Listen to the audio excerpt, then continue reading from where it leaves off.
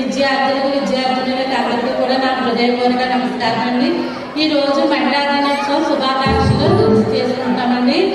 ఆడ ఎక్కడ నార్యాన్ని పూజిస్తే అక్కడ దేవతాస్తని ఎక్కడ స్త్రీతారో అక్కడ దేవతలు ఉంటారండి. ముఖ్యంగా ఏంటంటే ఆడపిల్లలు కుటుంబాన్ని సరిదిద్దుకునే ఒక స్త్రీ అండి.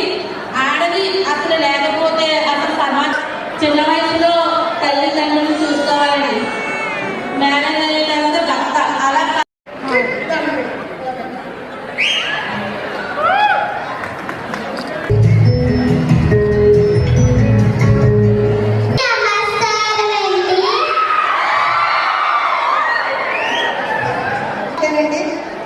తర్వాత ఒక బిడ్డకి కోడలు అయ్యాను, ఒక బిడ్డకి జన్మనిచ్చాను.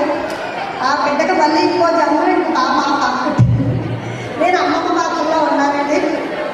తాతమ్మ